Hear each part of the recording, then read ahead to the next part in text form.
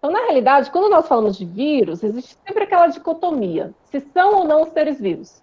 Sabe aquela história do é bolacha ou biscoito? Então, basicamente, no mundo biológico também tem isso, se são ou não seres vivos. Mas, embora ou apesar disso, ou para além disso, os vírus, eles são seres acelulares, ou seja, todos os seres vivos, eles são formados por célula. E os vírus não têm uma célula como unidade estrutural, mas eles dependem de uma, ou seja, eles dependem de estar dentro de uma célula de um ser vivo. Então, por causa disso, e pelo fato de não terem metabolismo nenhum, eles são considerados parasitas intracelulares obrigatórios, ou seja, eles sempre estarão dentro de alguma célula de um ser vivo, seja de uma bactéria, seja de uma planta, seja de um animal.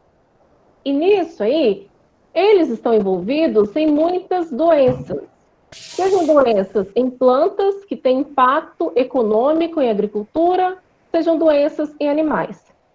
Alguns exemplos de doenças que nós podemos citar incluem, por exemplo, a gripe, a dengue, hepatite, sarampo, a própria Covid-19, que é a doença causada pelo vírus SARS-CoV-2, né? Além de causar doenças em regiões mais específicas, que ficam restritas em regiões específicas, elas podem, então, ter uma proporção mundial.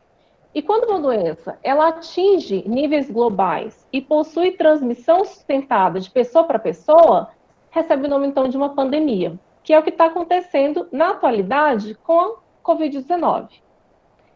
As pandemias, elas não são tão recentes na história da humanidade, não. Na própria Bíblia, ela traz o termo peste como um termo geral.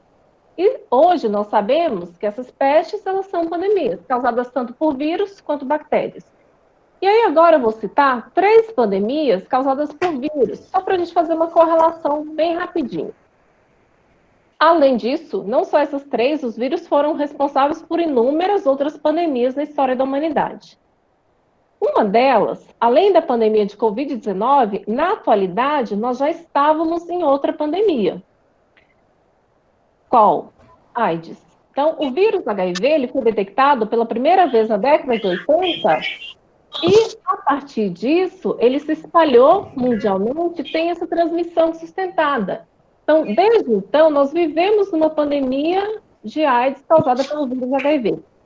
Por ano, cerca de 32 milhões de pessoas são infectadas e possuem esse vírus.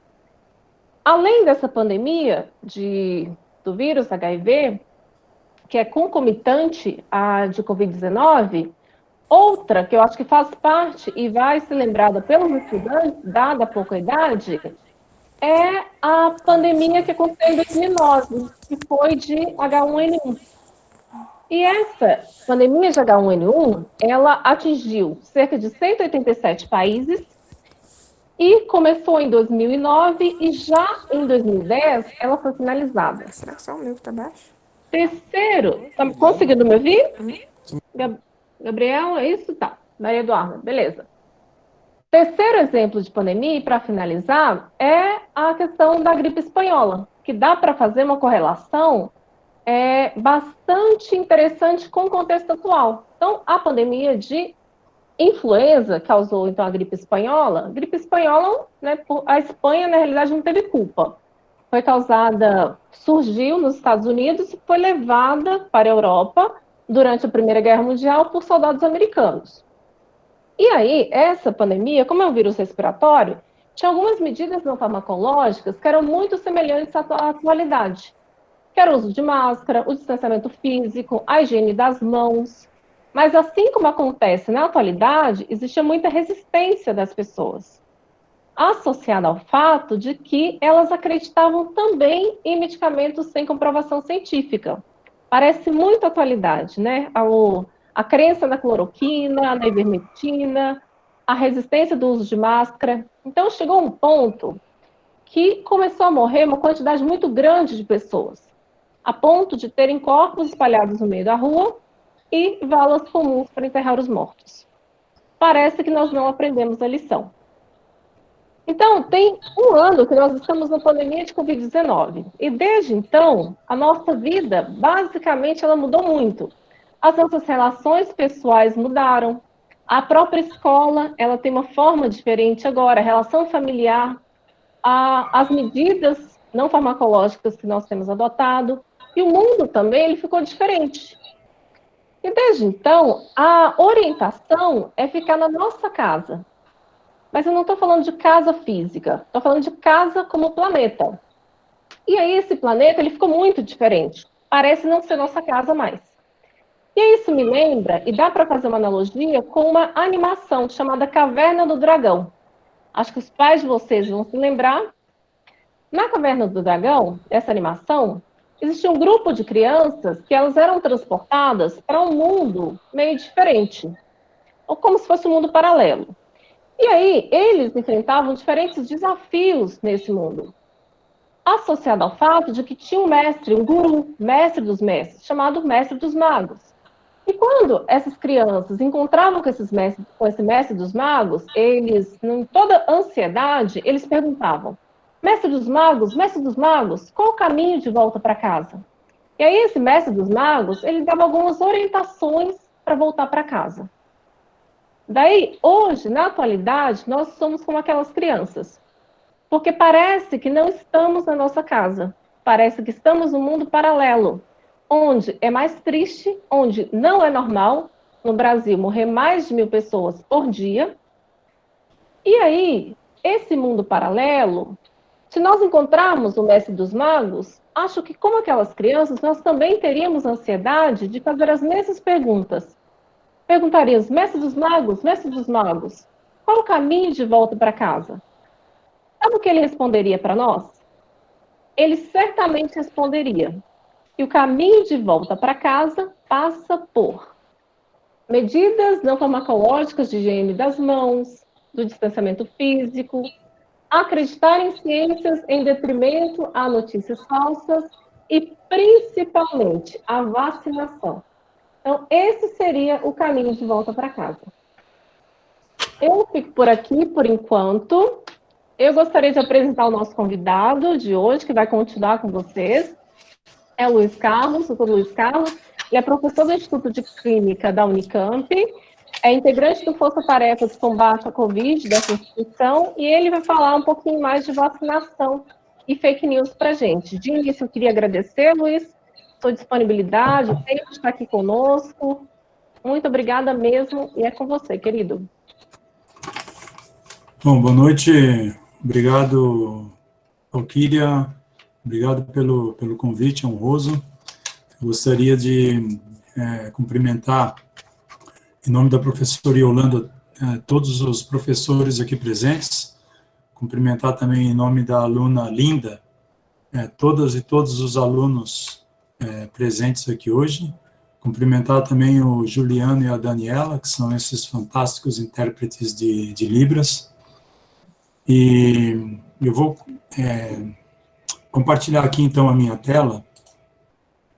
E não se preocupem, eu tenho vários slides, mas eu vou procurar falar de uma maneira simples, sem entrar em muitos detalhes técnicos, tá? Porque o público aqui é um público de alunos, né, que eu entendi, alunos do ensino médio e de familiares. Então, eu pergunto se vocês estão vendo a minha tela, só para confirmar que está ok. Tá ok? Sim. Está sim. Normal aqui. Tá. Então eu vou seguir aqui, gente. Então não se preocupe com o conteúdo, se tiver muitas coisas ou muitos desenhos nos slides, eu vou tentar falar de uma maneira simples. Então, a professora Valquíria solicitou que eu falasse sobre aspectos de vacinação e fake news, e ela fez uma ótima introdução, salientando as questões mais importantes e relevantes, né, no momento que são. Nós realmente precisamos de uma campanha de vacinação em massa, com todas as vacinas disponíveis e possíveis, e precisamos até conseguir vacinar cerca de 70%, a 75%, 80% da população brasileira. Nós precisamos manter as medidas não farmacológicas de combate à Covid-19, que são o uso de máscaras, né, o distanciamento físico, os hábitos de higiene, e que salvam efetivamente milhões de vidas no planeta. Bom, aqui Desde o início da pandemia, a pandemia surgiu então, né, o SARS-CoV-2 foi descrito lá no dia 31 de dezembro de 2019, a OMS comunicou para o mundo que estávamos em uma pandemia no início de março de 2020, e desde o início nós já tivemos aí mais de 300 pesquisas em andamento para o desenvolvimento de vacinas, usando diferentes plataformas vacinais, como eu vou mencionar aqui algumas para vocês. Foram aí mais de 120 institutos de pesquisa, universidades, empresas desenvolvedoras de vacinas que dedicaram muito tempo, né, muito esforço para o desenvolvimento de uma solução para essa pandemia, no caso, as vacinas. E as plataformas vacinais hoje para a Covid-19, elas são baseadas principalmente nessas três plataformas: vírus atenuados, principalmente as vacinas de Oxford, da Johnson & Johnson e a Sputnik V da Rússia, que elas usam vírus atenuados. O que são? São vírus enfraquecidos, são vírus inativados, que causam resfriados, ou em chimpanzés, no caso da vacina de Oxford, né, ou em seres humanos, no caso da vacina da Johnson & Johnson e da Sputnik V da Rússia. Esses vírus atenuados, eles são chamados de adenovírus. A outra técnica é a de vírus inativados, que nós conhecemos desde a década de 50, que é a vacina da Coronavac, produzida pelo Instituto Sinovac, lá na China, e trazida ao Brasil aqui pelo governo do estado de São Paulo e pelo Instituto Butantan. Ela é uma vacina em que o vírus, que é o vírus SARS-CoV-2 que causa a Covid-19, ele é inativado. Em outras palavras, entre aspas, ele é morto, como se ele fosse morto, e ele é injetado, então, nas pessoas, como é a vacina da gripe. Então, a vacina Coronavac ela é uma vacina muito parecida com a vacina da gripe, para todos aqueles que já tomaram a vacina da gripe, porque ela é baseada no mesmo tipo de plataforma, um vírus que é inativado ou morto. E é sempre uma vacina bem segura.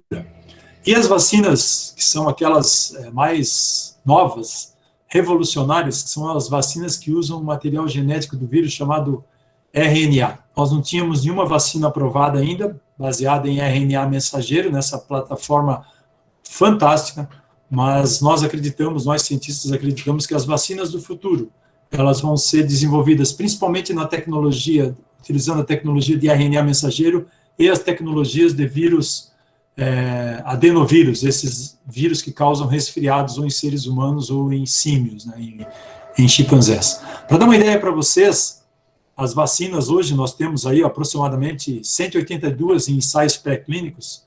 É claro que esses números aqui, gente, eles mudam quase todos os dias, tá? Porque nem todas as vacinas que entram em ensaios pré-clínicos, elas evoluem para as fases, né, posteriores, aqui as fases 1, 2 e 3. O que é ensaio pré-clínico, para dar uma ideia para vocês? São quando são feitos os primeiros estudos em culturas de células em laboratório. Então, aqui não tem nenhum organismo vivo, apenas uma célula num tubo de ensaio, por exemplo, uma cultura de célula, para ver se aquela vacina consegue, por exemplo, inibir aquele vírus que está lá numa plaquinha ou num tubinho de ensaio no laboratório. Se ela passa nessa fase, ela entra, então, nos estudos pré-clínicos em vivo, que são em pequenos animais. Então, você coloca a vacina, por exemplo, num ratinho, num camundongo, num hamster, para ver primeiro se ela é segura, se ela não causa nenhum efeito colateral adverso, né, nesses pequenos animais. E aí depois, se não causa nenhum efeito adverso, você coloca nesses pequenos animais a vacina, e aí você deixa eles em contato com o vírus. Você coloca eles em contato, né, sob pressão com o vírus, o SARS-CoV-2, para ver se eles pegam ou não a doença, se eles ficam doentes mais graves ou não, enfim. Se passa no teste de segurança em pequenos animais, ele vai, então, para animais de maior porte, como macacos, eventualmente beagles. E muitas vacinas não evoluem, se elas não se mostram seguras para pequenos animais, elas nem entram nas fases de testes 1, 2 e 3 em seres humanos. Então, essa etapa em animais ela é fundamental. E aí, vários projetos morrem, vários projetos vão para a gaveta. Porque se causar, por exemplo, algum tipo de efeito adverso em um animal apenas, já não evolui para os testes em seres humanos.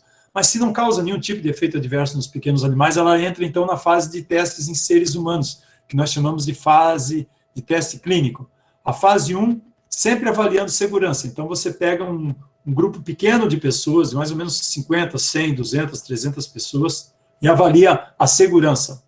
E agora, no caso da Covid-19, a fase 1 também já foi utilizada para tentar identificar, além da segurança, também uma resposta de proteção de anticorpos, para ver se essas vacinas já produziam anticorpos nessas pessoas que estavam tomando essa vacina. Se passa, por exemplo, em termos de segurança, e o rigor em termos de segurança é extremamente alto, isso é uma das coisas que eu quero salientar aqui para vocês, ela vai então para uma fase 2, onde nós já temos agora um número maior de pessoas, um número maior de participantes, de seres humanos, 500, 800, 1000, e aí avaliando segurança e avaliando, por exemplo, se a vacina produz, né, anticorpos, ou qual é a resposta de proteção, se é de anticorpos, se é de outro tipo de proteção, porque não tem proteção só de anticorpos, tem proteção também daquilo que a gente chama de células de memória, células citotóxicas, as duas são importantes. Avalia também quantas doses precisa, se uma dose só produz boa resposta de anticorpos, precisa de 2, 3.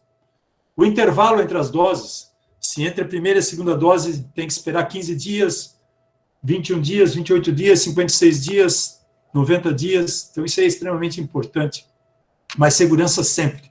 Segurança é mais importante. Se passa na fase 2, entra na fase daí mais importante e definitiva no desenvolvimento de uma vacina ou de um medicamento, que é a fase 3. Aí você pega milhares de pessoas, de voluntários, de diferentes localidades, não só de um país, mas de vários países. Aí você pega pessoas com diferentes faixas etárias, com diferentes características étnico-raciais, com comorbidades e sem comorbidades, né?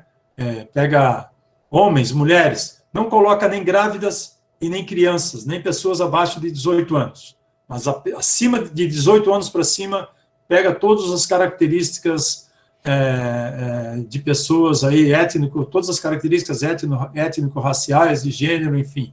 Procura dar a maior diversidade possível em termos de grupos populacionais, porque isso é extremamente importante. Se continua avaliando a segurança, e agora se avalia a eficácia. Então, você pega numa fase 3 e separa, por exemplo, 10 mil voluntários em 2 grupos, 5 mil num grupo, aproximadamente, 5 mil no outro.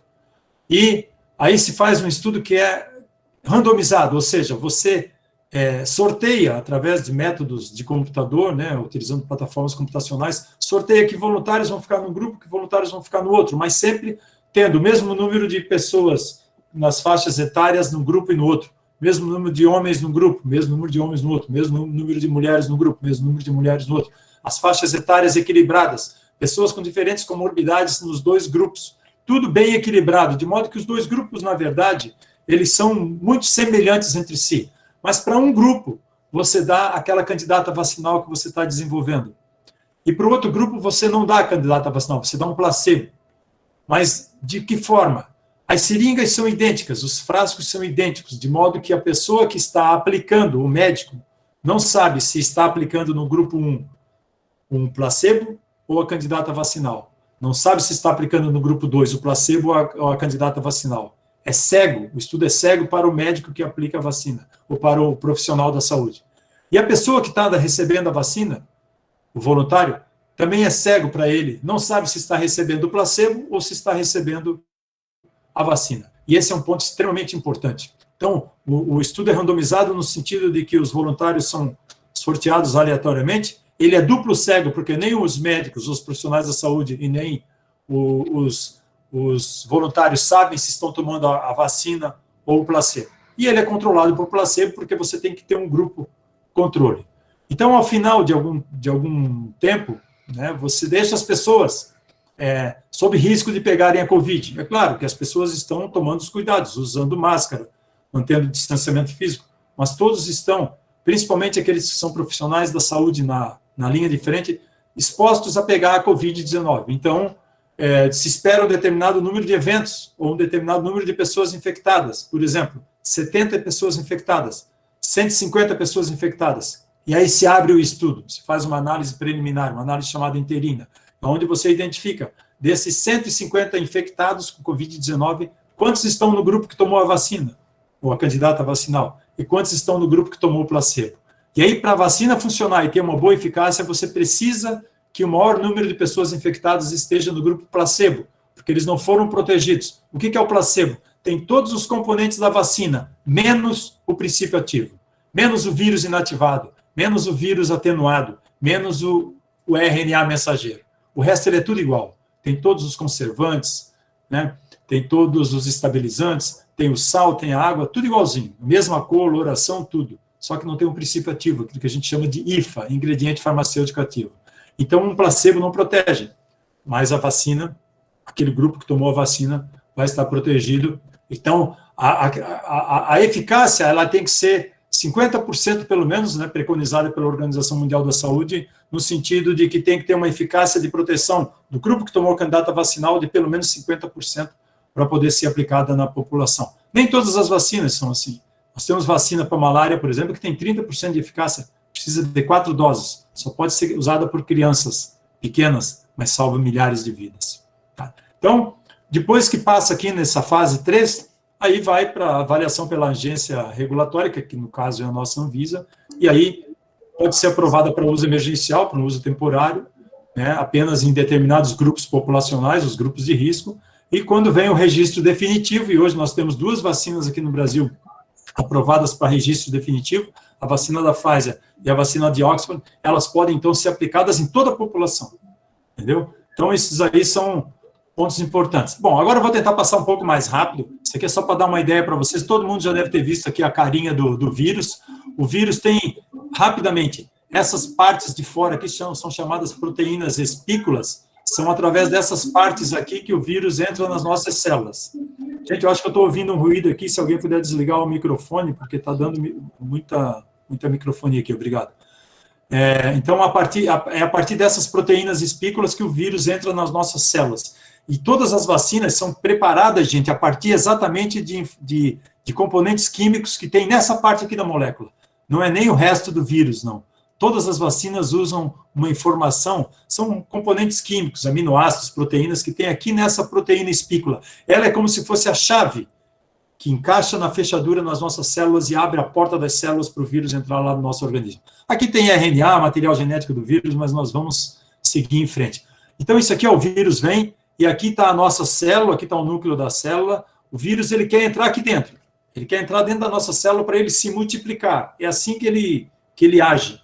Né? Então, quando ele entra nas nossas células, e nós temos células aqui no nosso organismo inteiro, né? Mas ele entra pelas vias aéreas superiores, ele entra muito nas nossas células pulmonares, e lá nas células pulmonares, por exemplo, tem aqui uma fechadura nessas células, que é uma proteína, e o vírus encaixa ali, e aí ele entra aqui, e aí aqui ele faz milhares de cópias dele, e são essas milhares de cópias que ele faz, gente, que acaba levando a gente para casos de Covid mais sério, entendeu? Porque ele vai infectando as nossas células aqui, ó. Entra um vírus e saem milhares dele, entendeu?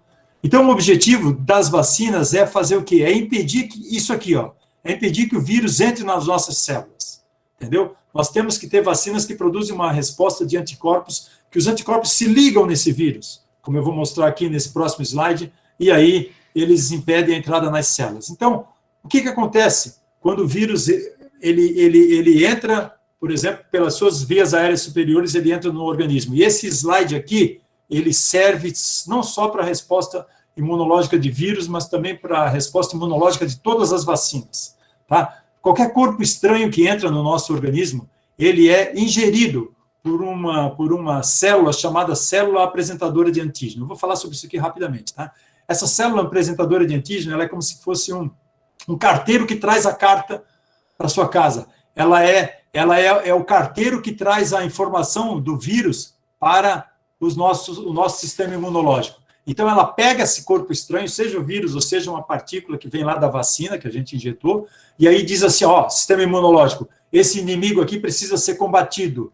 E aí tem o sistema imunológico produz aqui anticorpos, esses Y aqui azulzinhos são anticorpos que eles vão lá e se grudam no vírus. Isso é neutralizar o vírus. Aí o nosso organismo elimina naturalmente isso aí. Entendeu? Então nós queremos isso, que os anticorpos sejam avisados. Eles estão lá tranquilos, né? Eles estão lá, tipo, num estado, né? Eles não estão desativados, eles simplesmente estão lá meio que dormentes. Aí entra um corpo estranho no nosso organismo, os anticorpos são ativados, mas eles são apresentados, eles são avisados por esse carteiro aqui, por essa célula apresentadora de antígeno. E antígeno é exatamente aquela partícula lá que pode causar algum prejuízo para o nosso organismo. Então, nós temos aqui os anticorpos e temos outras respostas de célula de memória, porque se os anticorpos, por exemplo, não conseguem neutralizar o vírus e não conseguem impedir que o vírus entre na nossa célula, aí pronto, aí nós precisamos de uma outra resposta, que são as células citotóxicas. Elas são células suicidas, elas vão lá e explodem as células que estão cheias de vírus, e aí se destroem também, aí destrói as células, destroem os vírus e se destroem. Essa é a nossa resposta, digamos assim, o segundo fronte de resposta, entendeu? Mas a primeira é de anticorpos. Então, aí, o objetivo sempre das vacinas é estimular o nosso sistema imunológico a produzir esses anticorpos para nos defender. Muitos anticorpos, muito dessa proteção a gente já traz, por exemplo, com o leite materno. Aí você se pergunta, poxa, mas as crianças, como é que elas adquirem anticorpos? Vem das mamães, vem do leite materno. O leite materno deixa, né, o nosso sistema, nosso organismo, protegido contra a maior parte das doenças, mas não contra todas, infelizmente. E aí, é claro, a partir do momento que a gente vai crescendo, o nosso sistema imunológico vai sendo fortalecido, porque nós também vamos tomando várias vacinas diferentes, para diferentes doenças. Cada vacina funciona para uma doença, não existe uma vacina que funcione para todas as doenças, porque você precisa colocar a informação daquele material genético, daquele vírus ou daquela bactéria, para causar exatamente que causa aquela doença, para que o organismo reconheça aquilo lá como um inimigo, um intruso a ser combatido. O nosso sistema imunológico é como se você estivesse assim, tá uma sala escura. Aí tem aquela sala, sabe, que você entra e automaticamente a luz acende. É isso aí que acontece. Então imagina você entrando numa sala escura, você sendo um vírus, você sendo um corpo estranho. E aí acende a luz, pronto, e aí vem os anticorpos para combater você que está entrando naquela sala escura. Funciona mais ou menos assim, de uma forma mais lúdica para vocês. Tá? E aí, as vacinas, elas trazem, por exemplo, proteção contra aquela doença. Né? É como se a pessoa fosse exposta ao vírus, mas não precisa ter doença. Então, nas vacinas, você coloca um corpo estranho lá que tem um pedacinho só do vírus, ou que tem o vírus inteiro, no caso das vacinas inativadas, como a Coronavac, que eu já vou explicar, mas que ajuda o nosso organismo, o nosso sistema imune a identificar como um corpo estranho que precisa ser combatido. Então, aqui, rapidamente, a vacina de vírus inativado. Gente, nós conhecemos essa tecnologia desde 1950. Paralisia infantil é assim, vacina da gripe é assim, coqueluche é assim, tétano, hepatite B, que é a vacina da Coronavac, agora que eu vou falar. O que pega? Pega o vírus SARS-CoV-2, cria ele em grande quantidade num laboratório de alto nível de segurança, e aí mata o vírus. Mata com calor, mata com reagente químico. Essa tecnologia é muito conhecida. E aí, tendo certeza que o vírus está lá mortinho, inativado, você coloca ele, então, numa solução, em água esterilizada, com alguns conservantes, sal, e injeta aqui no nosso organismo, aqui, na seringa. Aqui está o vírus, aqui, vírus inteiro ou pedacinho dele, mas ele está morto. Ele não vai fazer mal nenhum para você. Ele não tem condições de se replicar uma vez lá dentro da sua célula. Mas uma vez que ele entra no nosso organismo, vem aqui, aquela célula apresentadora de antígeno, engole ele e produz, mostra para o nosso sistema imunológico pedacinhos do vírus. Está aqui, tem esse pedacinho aqui desse vírus, o nosso sistema imunológico é treinado, ele é enganado. Então, ele vai lá e produz anticorpos para se ligar aqui.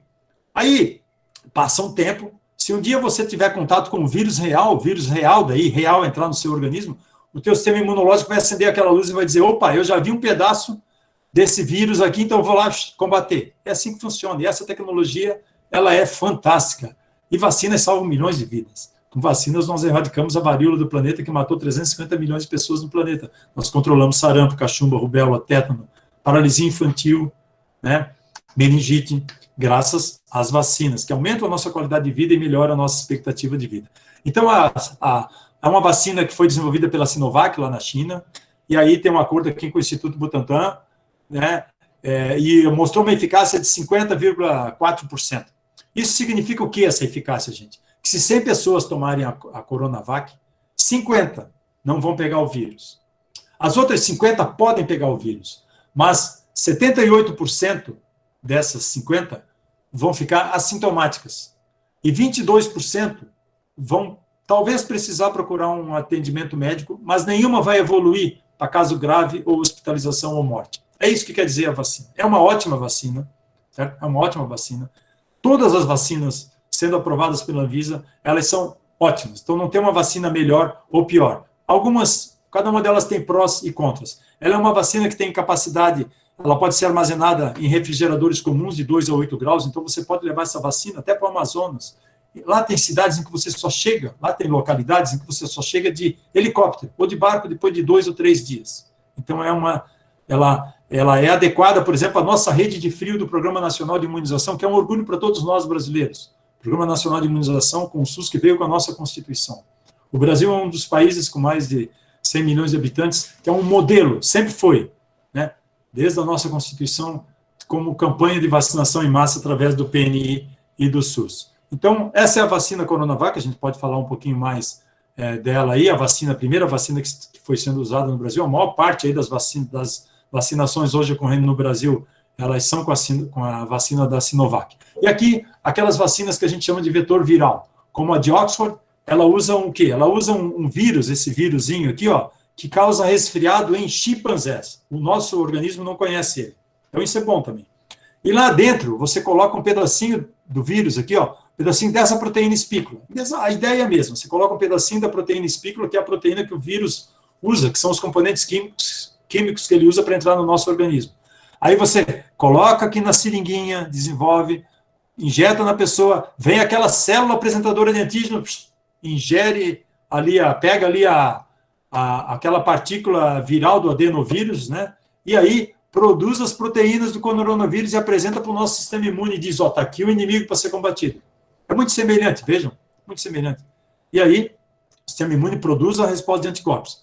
A da Johnson & Johnson, que é a única, que até agora testou um braço em uma única dose, e a da Sputnik V da Rússia também usam a mesma tecnologia, só que elas usam adenovírus, são vírus que causam resfriados em seres humanos. Então, se eles pegam e colocam o material genético da proteína espícula do vírus lá dentro através de modificações genéticas, né? Isso aí é uma tecnologia fantástica, e aí coloca na agulha, na seringa, vai lá, injeta, e aí, de novo, a célula apresentadora de antígeno apresenta para o sistema imune o inimigo ali a ser combatido. Está aqui, essa proteína. Aí o nosso sistema imune grava, fica com a memória. Quando o vírus real, o SARS-CoV-2 mesmo, entrar no nosso organismo, ele já vê aqueles pedaços do vírus lá e aí identifica, entendeu? É maravilhoso, né? Aí nós temos aqui, isso aqui eu já expliquei, a ideia é produzir, então, esses Y, que são os anticorpos, né?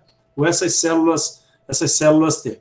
Então, nós temos aí a vacina de Oxford, né? Desenvolvida pela Universidade de Oxford, em colaboração com a empresa AstraZeneca, em colaboração aqui com a Fiocruz, que está trazendo para o Brasil, e o Ministério da Saúde, uma vacina que mostrou eficácia de 82,4%. Infelizmente, a efetividade dela, quando ela vai para aplicar na população, principalmente tendo em vista as novas variantes, parece que ela perde um pouquinho de eficácia. Precisamos ainda esperar um pouquinho mais de outros estudos, mas ela também é uma ótima vacina.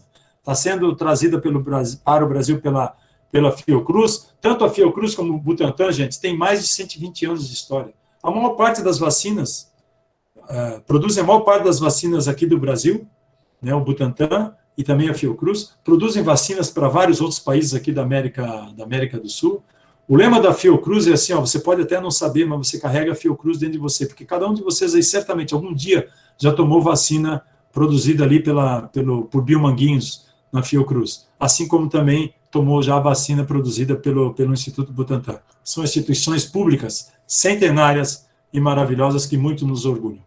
A vacina de Oxford chama ChAdOx1, que CH vem de chimpanzé, AD vem de adenovírus e Ox de Oxford. Eles estavam desenvolvendo essa plataforma, ChAdOx, para outras doenças, como SARS e MERS em 2002 e 2012, e o Ebola em 2016, assim como para câncer de próstata, chikungunya e Zika. Então, não é uma plataforma que veio e começou a ser estudada ontem, elas já começaram a ser estudadas já há muitos anos.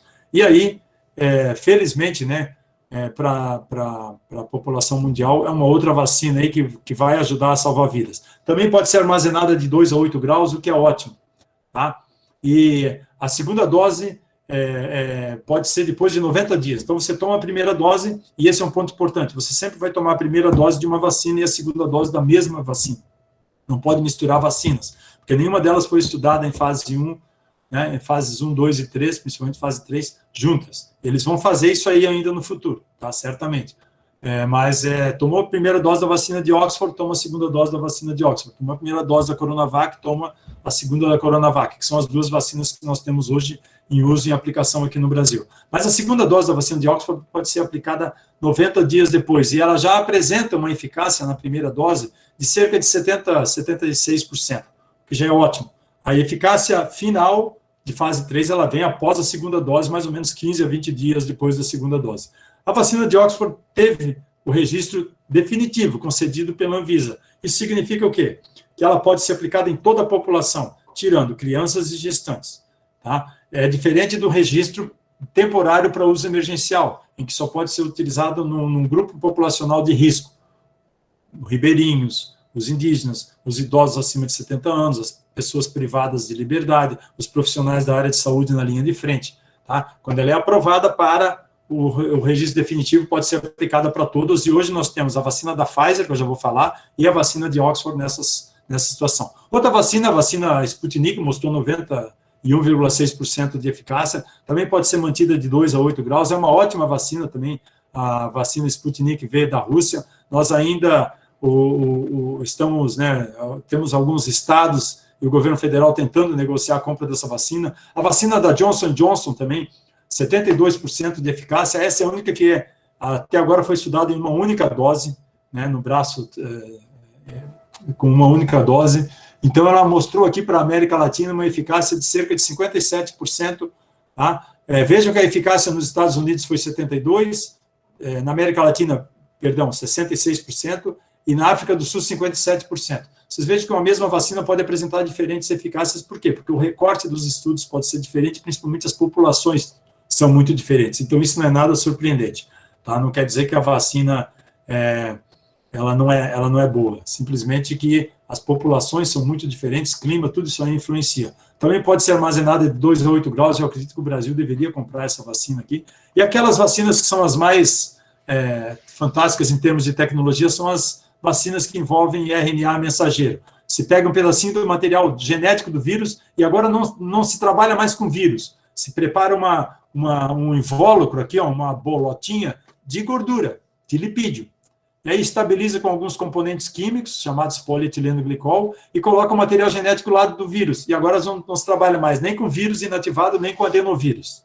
Primeira vacina aprovada para uso humano, essa aqui, cuja tecnologia foi desenvolvida por uma mulher húngara, uma pesquisadora chamada Kathleen Karikó. Fantástico, merece o Nobel.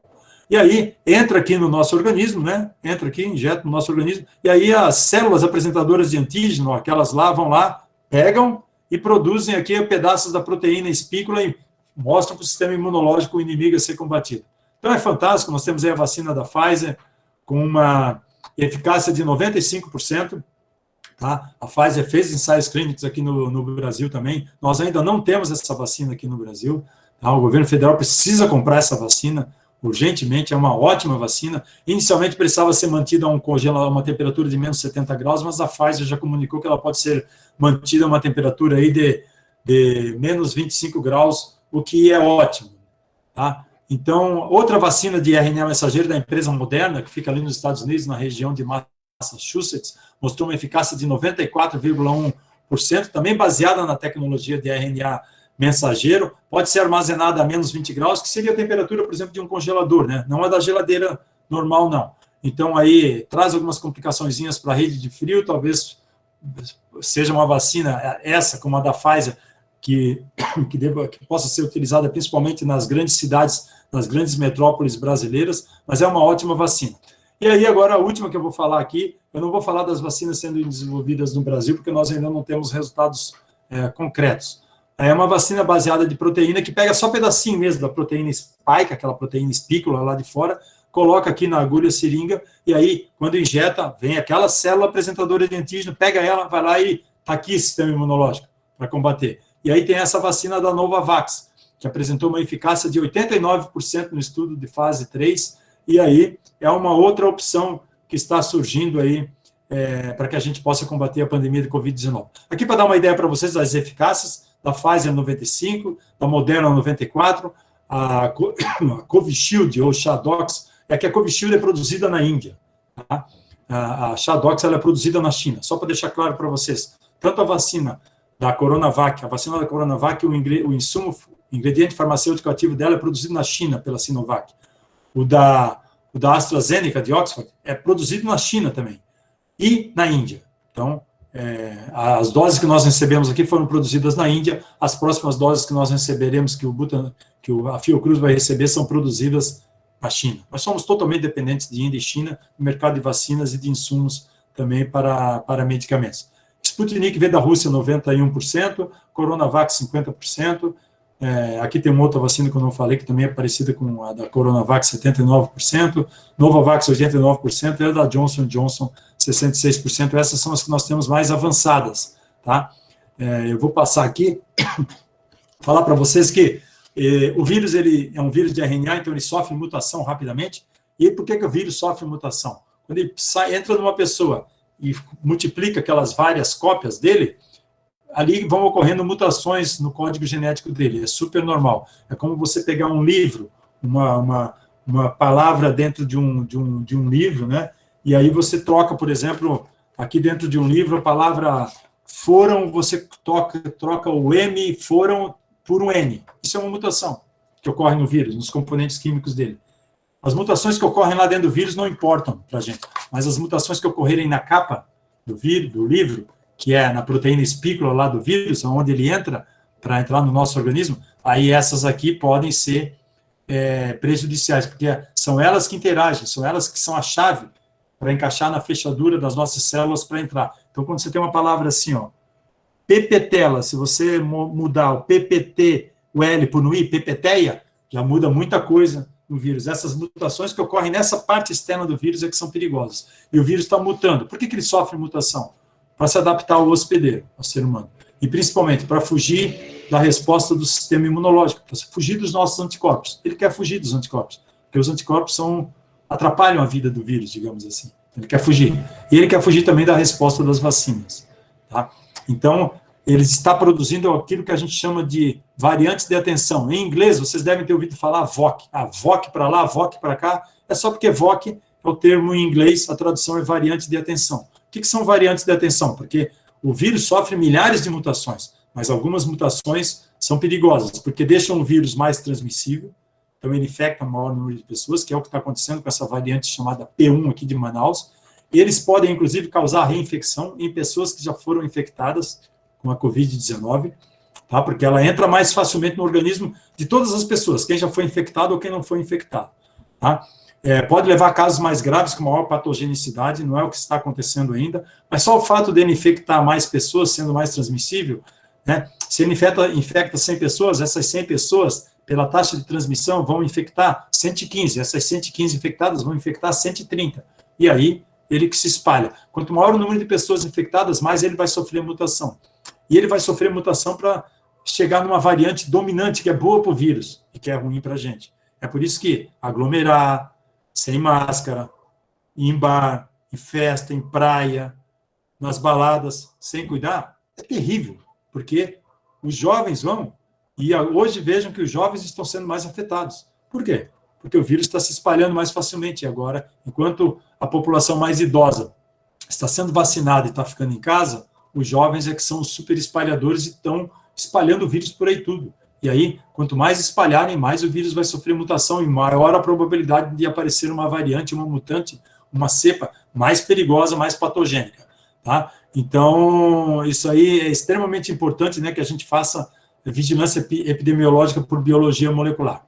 Bom, aqui uma outra atividade, né, a professora Valquíria pediu para eu falar sobre o combate à fake news, então, desde o momento, né, o Brasil hoje é um cenário ideal para a disseminação de mentiras e de narrativas, infelizmente, políticas no combate à Covid-19, que não tem funcionado desde o início. Eu comecei a fazer, então, alguns vídeos caseiros, né, vídeo assim, ó, em casa, como eu estou conversando com vocês, levando, por exemplo, para a sociedade, aí várias atividades, vários vídeos, por exemplo, desmentindo, né, mentiras criadas pelo movimento negacionista, obscurantista e o movimento antivacinas.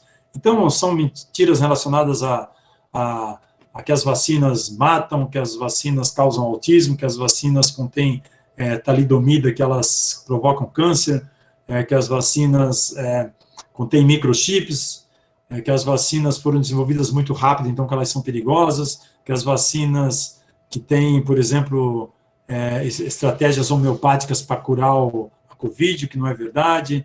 Tem aí outras mentiras, por exemplo, de que crianças estão morrendo, pessoas estão morrendo tomando vacinas, isso aí são as fake news da moda.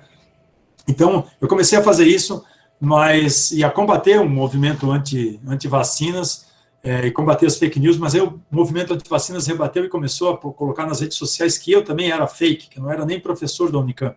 Então, a Unicamp resolveu chancelar e colocar o logo aqui, né? Eu sou professor da Unicamp há 29 anos, 1992, provavelmente nenhum de vocês aí era nascido, quando eu já estava ministrando aulas na Universidade Estadual de Campinas. Então, a Unicamp resolveu chancelar, colocar o logo, e aí outros colegas aderiram aqui, né? Eu continuo sendo o que mais produz vídeos anti-vacinas, também tenho aí, desde o início da pandemia, participado de inúmeras atividades de esclarecimento da sociedade, né, participações aí em vários programas, né, do Jornal Nacional, Globo News, aqui,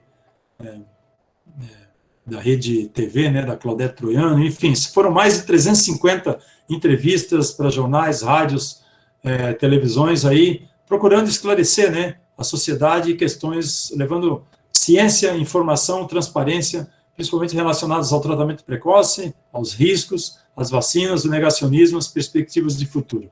Nós estamos participando muito de atividades, então, de esclarecimento da população brasileira, uma atividade que é extremamente importante, cada vez mais importante, principalmente nesse momento que nós estamos vivendo aí, cenário de disseminação de fake news. E nós saímos em defesa de que políticas públicas devem ser baseadas em evidências científicas sólidas, políticas públicas na área de saúde, né? E o nosso objetivo realmente é alertar a sociedade, principalmente no caso do tratamento precoce, sobre os riscos, né? É claro que a opção de tomar um medicamento é do médico que receita e da pessoa que quer tomar, mas nós temos o dever, a obrigação de alertar a população de que aquele medicamento não tem eficácia comprovada e que ele pode trazer riscos, prejuízos enormes para a saúde. E principalmente defender, claro, as vacinas contra a Covid-19, porque as vacinas são o nosso último fronte. Se nós perdermos a vacina, né, vai ser difícil defender alguma coisa em termos de ciência daqui para frente. A população está procurando saber mais sobre ciência, né, tem contato cada vez mais com os cientistas, nós nunca vimos nada como isso. Também nós nunca passamos por uma pandemia, nenhum de nós, nos nossos tempos de vida, passou por uma pandemia antes. A ciência, ela está na mídia todos os dias, né? Os artigos, as publicações, né, sobre as alternativas medicamentosas, sejam medicamentos ou vacinas, eles estão sendo divulgados em plataformas online e em conferências de imprensa. Muitas vezes os jornalistas, os órgãos de imprensa já sabem dessas publicações antes mesmo que nós, cientistas, né, tenhamos tempo de analisar. Então, a ciência avança, mas a ciência avança na velocidade da ciência, não necessariamente na velocidade que a população quer.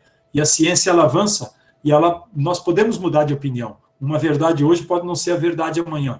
Então, a ciência, ela é muito dinâmica, e a população não tem esse entendimento. É por isso que é importante, gente, vocês aí, professores, desde o início, né, ensinarem a importância do método científico para os alunos, para esses alunos que estão aqui, né? É claro que nós precisamos melhorar também a comunicação com a sociedade, não é fácil comunicar ciência e conversar com a sociedade numa linguagem simples, acessível, palatável, é um desafio enorme, mas está essa palavrinha aqui, ó, método científico, essas duas palavrinhas, gente, elas são fundamentais para que esses jovens que estão aí entendam, possam, né, propagar isso nos seus ambientes, né, familiares, né, e seus círculos de amizade, porque isso tem um efeito multiplicador enorme e a gente sabe muito bem disso. E o movimento anti-vacinas é uma das 10 maiores ameaças à saúde global, junto com o aquecimento global, o desmatamento, ebola, a AIDS, né, o HIV, a falta de acesso a medicamentos, principalmente nos países de baixa renda, né, nos países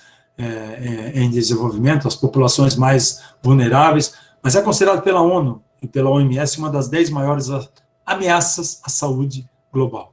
Tá? A ciência não faz parte dessas pessoas que defendem o movimento anti-vacinas, né? A ciência avança e tem avançado muito, né, nos últimos anos, tanto que permitiu, por exemplo, esse desenvolvimento fantástico de vacinas em apenas um ano, vacinas seguras e vacinas eficazes. Mas hoje, lamentavelmente, apesar da ciência ter dado essa resposta absolutamente maravilhosa, nós temos que lutar contra um movimento que é anti-vacinas. porque infelizmente a ignorância persiste, as evidências científicas elas são ignoradas, e esse movimento anti-vacinas está crescendo no Brasil, nós não podemos ignorar. Ele nunca foi muito forte no Brasil, ele é forte nos Estados Unidos e alguns países europeus, mas aqui devido à instabilidade política, né, extremismo religioso, populismo, né, o movimento anti-vacinas está firme, criando mentiras e narrativas sobre segurança que podem prejudicar não só a campanha de vacinação contra a Covid-19, mas a campanha de vacinação contra doenças como sarampo, rubéola, meningite, poliomielite, febre amarela e outras.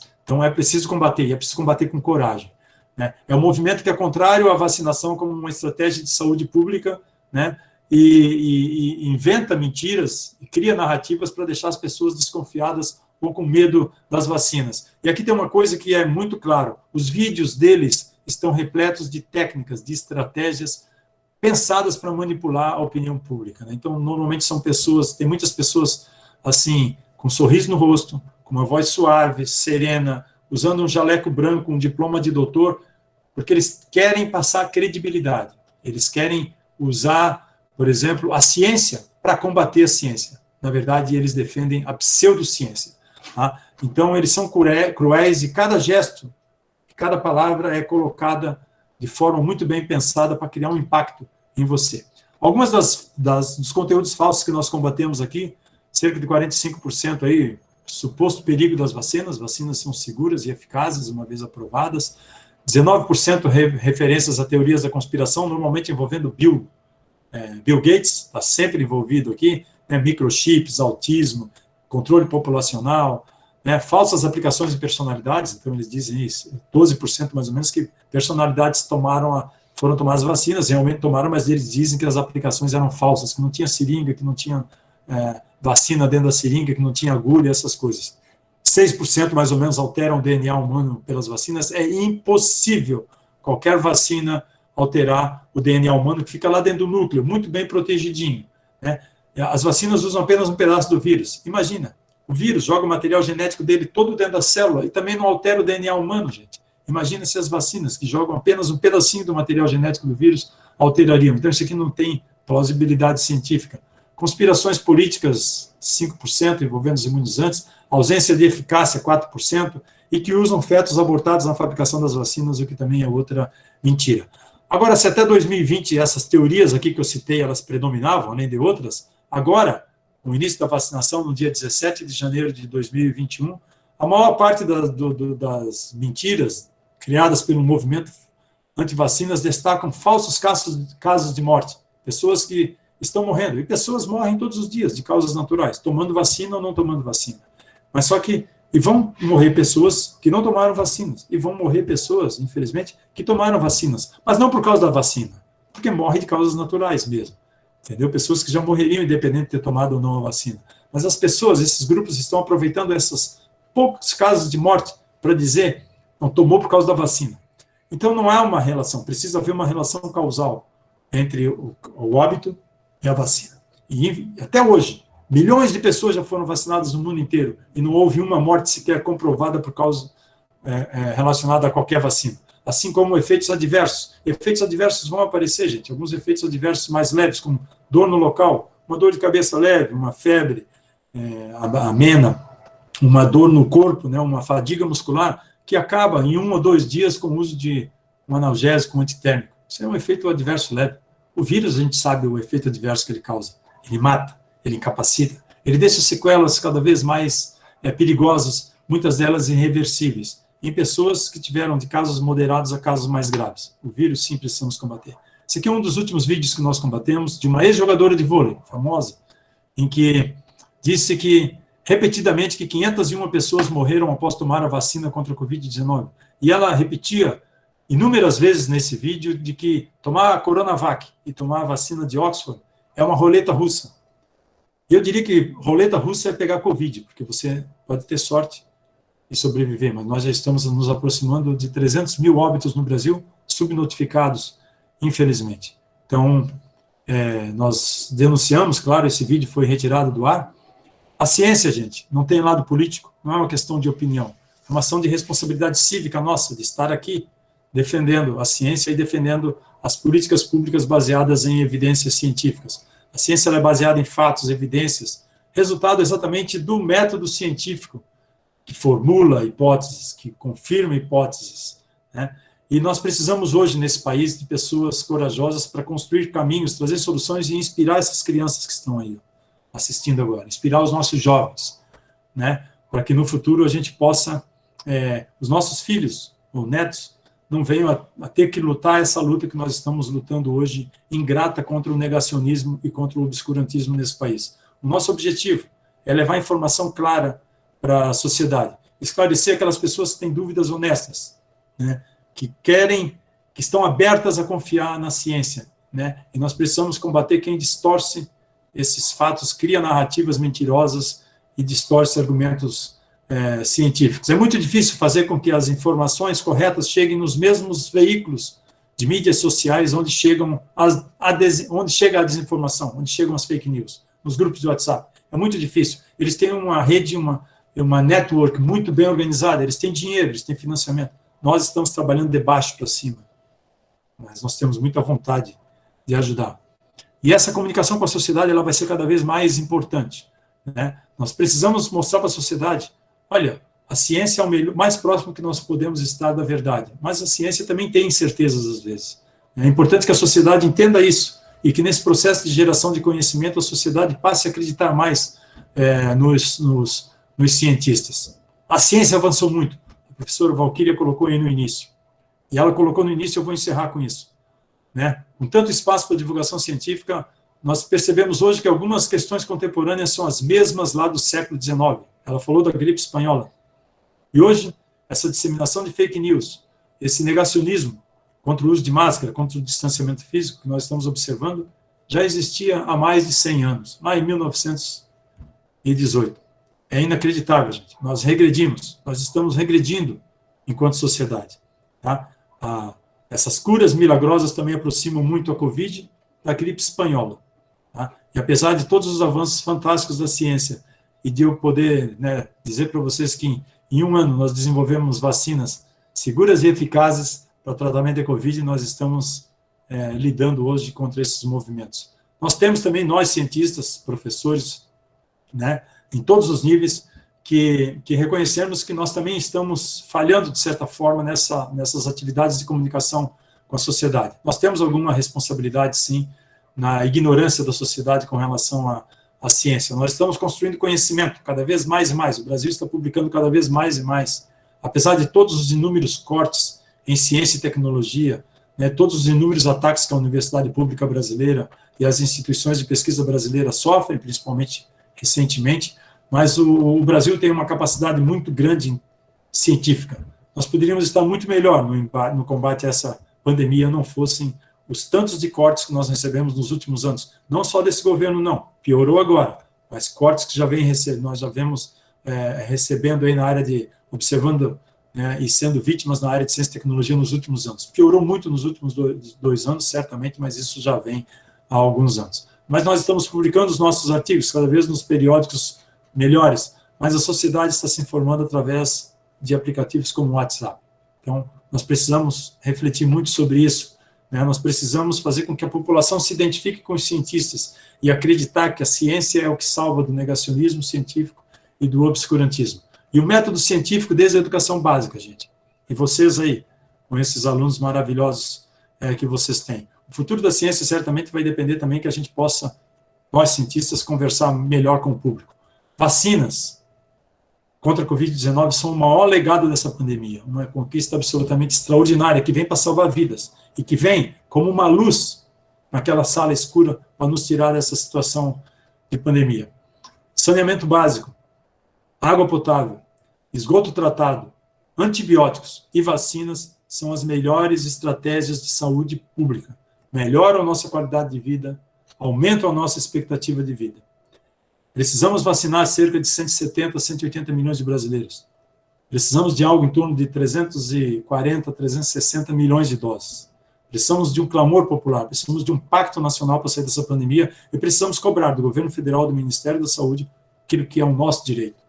A aquisição, a compra de todas as vacinas possíveis, para que de forma equitativa e igualitária possam ser distribuídas para a nossa população. Uma campanha nacional de vacinação em massa, de conscientização da população brasileira para a importância de uma alta adesão a essa campanha de vacinação, mantendo, até vacinarmos 70%, 80% da população brasileira, as medidas não farmacológicas, como o uso de máscaras, o distanciamento físico, os hábitos de higiene, e pagamento de um auxílio emergencial para que essa parcela da população mais vulnerável, um auxílio emergencial decente, possa ficar em casa, porque certamente as próximas semanas, os próximos meses, vão ditar o que vai ser o futuro dessa nação.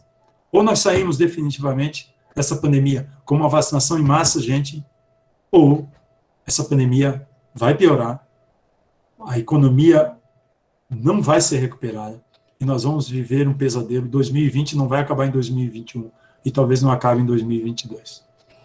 Gostaria de agradecer o convite da professora Valquíria, agradecer a atenção de todas e todos aqui presentes, e me coloco à disposição para conversar com vocês. Obrigado, gente. Olha, Luiz, nós que agradecemos imensamente. A gente tem aprendido um monte aqui com você. E o nosso dedinho nervoso é bem nervoso, né? Recebe uma notícia do WhatsApp e já vai compartilhando. Também foi importante você comentar que a própria vacina da Sinovac, que muita gente teve bastante resistência, ela é uma plataforma que nós já utilizamos faz tempo. Então, não é novidade, o vírus inativado já está presente em algumas vacinas que fazem parte da campanha de imunização de algumas crianças, de todas as crianças, né, basicamente, e de alguns adultos também. Pessoal, quem tiver dúvida, pode colocar no chat as dúvidas, ou então vocês podem abrir o microfone e fazer as perguntas. Enquanto vocês se preparam aí, algumas pessoas colocaram algumas dúvidas no chat e eu vou perguntar, vou colocar aqui. Teve um aluno que ele perguntou, que ele falou que a mãe dele trabalha no hospital e aí a pessoa, ela tinha tomado as 2 doses de vacina e mesmo assim tinha sido entubada. E também tem uma segunda dúvida da Yolanda, é que por que algumas pessoas que mesmo tendo contato com outras que tinham Covid, elas não contraíram, né? Às vezes uma pessoa tem contato físico com quem testou positivo e não contrai. Existe alguma explicação para isso? E a terceira dúvida do aluno aqui era exatamente que você acabou de... A dúvida da Soraya é em relação a por que a greve ou o fechamento das escolas e do comércio ele seria tão importante nesse momento para evitar a disseminação de variantes. E também, um terceiro comentário, se eu não me engano, foi do Matheus, que ele colocou aqui, que é a questão deixa eu só procurar, estou achando aqui, peraí, Matheus, que eu achei seu comentário super importante, super essencial, assim. Eu não sei se eu vou lembrar de todos, viu? Tudo bem, eu te ajudo. Acho que é melhor perguntar de uma em uma, porque... Tá, então vamos parar por aqui. Então, a questão de Yolanda, por que algumas pessoas... elas convivem com outras que testaram positivo e não têm? A segunda pergunta seria, por que as mesmas pessoas que já receberam a primeira e segunda dose, elas podem desenvolver Covid? Peraí. É assim, o fato você precisa confirmar se a pessoa que teve contato com alguém que teve Covid, se a pessoa estava com o vírus naquele momento ou não, tá? Porque esse é um ponto importante. Se a pessoa estava com o vírus, e se ela tem uma carga viral, e se não estavam, por exemplo, usando máscaras ou mantendo um distanciamento, a chance dela pegar o vírus ela é real, entendeu? Agora, pode ser que ela teve Covid e não tem mais carga viral, porque depois que você tem o vírus, de mais ou menos 30 dias, você já não tem mais o vírus ali. Então, você pode, por exemplo, confirmar pelo exame do RT-PCR, que analisa o material genético do vírus. Então, pode ser que a pessoa teve Covid, mas não tinha carga viral, já não tinha mais o vírus, e aí não transmitiu o vírus.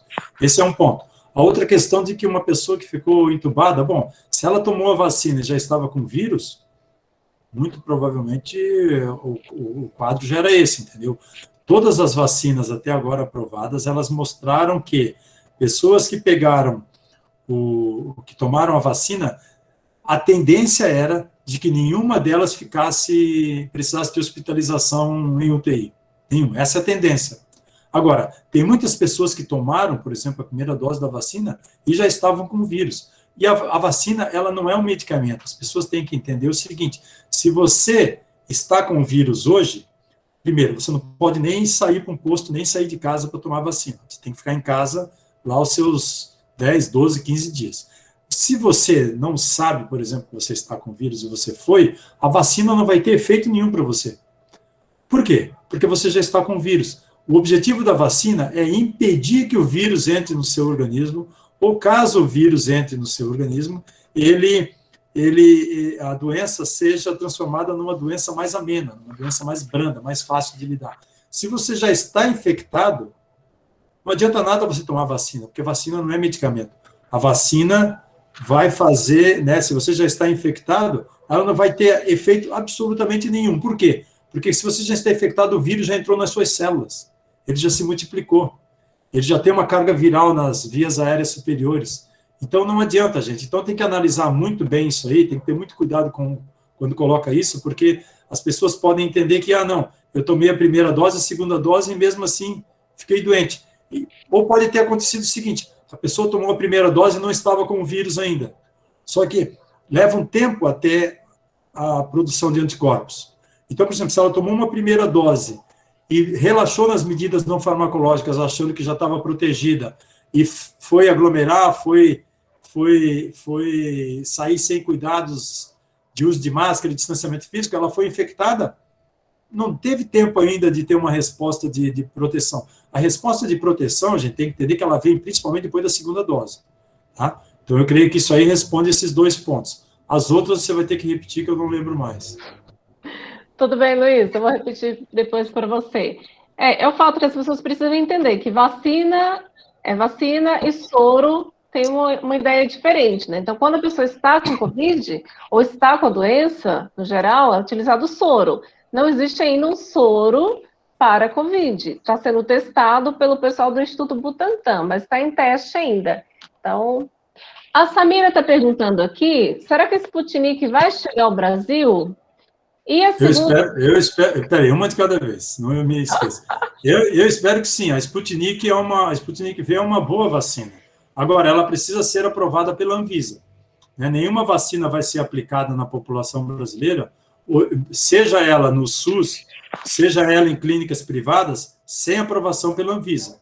Tá? Isso aí é uma etapa essencial. Então, eu espero que venha a Sputnik V, porque ela é uma boa vacina.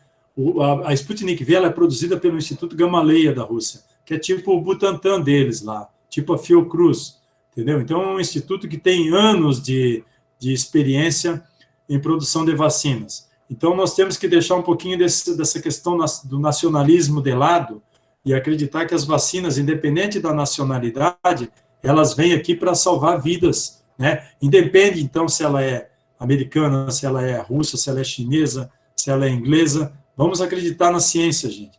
Agora, ela só vai ser aplicada na população se ela for aprovada pela Anvisa. E aí tem que ter a submissão dos estudos de fase 3 aqui para a Anvisa, que é a nossa agência de vigilância sanitária. A Anvisa já analisou e já aprovou a Coronavac para uso temporário emergencial.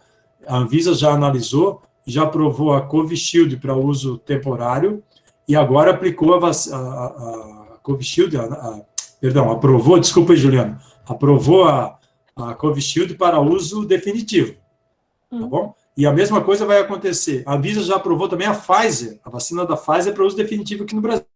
A população só precisa o governo federal comprar, porque a obrigação do governo federal, a obrigação da União, prover vacinas para a população inteira brasileira gratuitamente. Aí tem as outras, a da Johnson & Johnson, a da Sputnik V da Rússia, eventualmente a da Novavax, que eu comentei aqui. Então, todas as vacinas, gente, elas vão ser importantes, né, para que a gente possa sair. Algumas vacinas vão ser melhores, né, para um determinado nicho da população, um determinado grupo populacional. Então, a gente precisa, né, você vê, a vacina da Pfizer e a da Moderna, elas precisam da rede de frio de menos 20 a 25 graus. Não dá para você levar para o interiorzão do Brasil essa vacina, mas dá para você aplicar nas capitais, nas grandes metrópoles, entendeu? Enquanto as outras, você pode levar para qualquer local do país.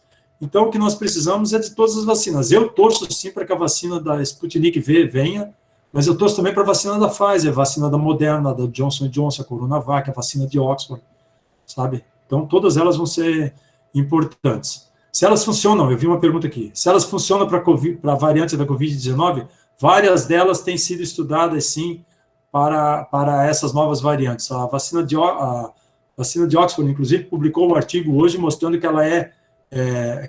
funciona, por exemplo, para a variante circulante no Reino Unido e na África do Sul. Tá? Ainda não foram testadas para P1, só que a variante P1 circulando no Brasil é muito parecida com a da África do Sul. Então, o que nós esperamos é que todas elas, nesse momento, funcionem. Agora, o que a gente precisa? Precisa vacinar rapidamente a população brasileira para impedir que o vírus continue mutando, sofrendo mais mutações, entendeu? Para que novas variantes mais perigosas venham a aparecer. Ok, Luiz. Só falta a Sputnik entregar a documentação para a Anvisa, né? Que é o que está... É o empecilho, assim, que a gente está esperando a documentação, mas é uma boa vacina mesmo. A Soraya está perguntando aqui, quando você comentou da questão das contaminações e aumentar o número de variantes, ela perguntou por que nesse momento de pandemia, o restringir a circulação de pessoas, como, por exemplo, adotar medidas de fechamento de escola, de comércio, pode ser uma estratégia interessante no sentido de contenção da disseminação viral e o surgimento de novas variantes. Olha, por que surge variante? Porque o vírus está sofrendo mutação. Por que o vírus sofre mutação? O vírus que entra em mim, entra um vírus em mim, aí saem tipo 100 vírus. Ele se multiplica dentro do meu organismo.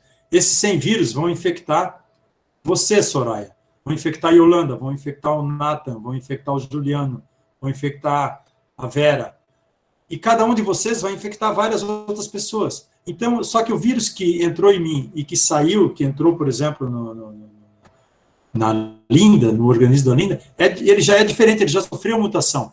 Quando sai do organismo dela pelas vias aéreas superiores e infecta o Juliano, já sofreu outras mutações. Então, quanto mais pessoas se aglomerarem, mais o vírus vai ter espaço, vai ter pessoas suscetíveis para ele se espalhar, para ele se disseminar. Quanto mais ele se espalhar, quanto mais pessoas ele infectar, maior o número de mutações. Então, até que ele vai sofrer mutações para uma mutação se adaptar. Ele sofre mutações para um monte de mutações que são ruins para o vírus. Mas ele vai sofrer mutações para algumas variantes que são boas para o vírus, boas para ele. Aí essas vão ficar dominantes, porque elas vão infectar as pessoas mais rapidamente. É isso que o vírus quer. Infectar mais pessoas mais rapidamente. Entendeu? Então não pode aglomerar, gente. Não pode, tem que usar máscara. A máscara é uma barreira física para proteger a nossa saúde, para proteger a gente né? Máscara, também não adianta usar máscara na boca e não usar no nariz. Tem que usar máscara direito, uma máscara que proteja, certo? Uma máscara, manter os hábitos de higiene, manter o distanciamento físico. Isso salva vidas. Isso foi o que a Nova Zelândia fez, o que a Coreia do Sul fez, entendeu? Além disso, eles também testaram muito e rastrearam os contatos. E eles combateram o vírus, olha só, nem sem precisar vacinar, entendeu? Só que, claro, são países menores. Aqui o Brasil é um país gigantesco, mas nós temos essa briga da ciência com a pseudociência. E isso é que está acabando com a gente. É por isso que nós estamos há 1 ano nessa pandemia e a pandemia só está piorando. Então, assim, parece que tem gente que defende o vírus. Então, quanto mais os jovens se aglomerarem, quanto mais os jovens se reunirem, maior vai ser o espalhamento do vírus, maior vai ser o número de mutações e maior vai ser o número de variantes perigosas que podem surgir. Essa que é a questão. Né? Então, nós temos que evitar isso. Então, está todo mundo cansado de quarentena? Ninguém aguenta mais, gente. Todo mundo quer, nós todos queremos as nossas vidas de volta. Mas será que nós estamos, desde o ano passado, defendendo isso? Isso nunca foi feito no Brasil. Nós nunca, na verdade, fizemos lockdown. Araraquara, aqui pertinho de Campinas, fez um lockdown agora, porque eles estavam com 100% da capacidade hospitalar. Olha como diminuiu o número de infectados. Eles fizeram um lockdown de 2 semanas, 15 dias. Caiu o número de hospitalização, caiu o número de infectado, sem vacinar em massa. Então, isso é fundamental. Né? Então, infelizmente, nós vamos conviver, enquanto não tiver uma campanha de vacinação em massa, nós vamos precisar, sim, de fazer lockdown naqueles locais, provavelmente, que estiverem com a capacidade hospitalar máxima, porque pensem assim, ó, não morre só gente de Covid, não são só pessoas com Covid que vão procurar os hospitais, tem pessoas com outras doenças, com outras comorbidades, com câncer, com outras, né, doenças sérias que procuram os hospitais. E aí, gente, tem cidade, tem locais aí que as pessoas estão sendo mandadas para casa para morrer em casa. Que situação é essa? Então, esse sempre foi o objetivo aqui, não deixar o sistema de saúde colapsar. Não podemos, o sistema público e o sistema privado. Então, infelizmente, tem que fazer, né, lockdown nos locais mais críticos ou ter medidas restritivas. Eu sempre fui super favorável que as crianças voltassem para a escola, eu era favorável no final do ano. Depois das festas de Natal, né, Natal, final do ano, tudo que o número de casos começou a disparar no Brasil e essa variante começou a predominar, hoje eu digo, escola não pode abrir agora, gente. Escola, infelizmente, eu digo isso, infelizmente, não pode abrir agora nesse momento, entendeu? Porque nós estamos vacinando com conta-gotas e essa variante está se espalhando. Então, como tem os jovens super espalhadores aí, circulando e se aglomerando em festas, em baladas, em praias, enfim, né, onde a gente vê pouca empatia social, pouca responsabilidade social, infelizmente está se espalhando. E essas medidas, elas vão ser medidas que têm que ser adotadas nesse momento, principalmente nos locais onde o sistema de saúde está próximo de entrar em colapso. E no que se refere a essas variantes, até o perfil de pessoas contaminadas e que têm sofrido bastante mudou. Antes, no início da pandemia, eram os mais velhos, predominantemente. Agora, com a variante P1, então tem sido vista a hospitalização de jovens e até crianças entubadas em UTI. O Matheus então, mas olha só para comentar. Por quê? Por que isso acontece? Porque você tem, os jovens são os que estão se arriscando mais, são os que estão aglomerando. Os mais idosos, eles estão sendo vacinados. E eles estão sendo vacinados, eles estão ficando mais em casa. Então, eles estão se resguardando. Então, é natural isso aí. Né? É natural. Os jovens é que estão trazendo a doença para dentro de casa agora. Entendeu? Tem que pensar nisso. Os jovens é que estão trazendo a doença para as crianças, para os pais, para os avós.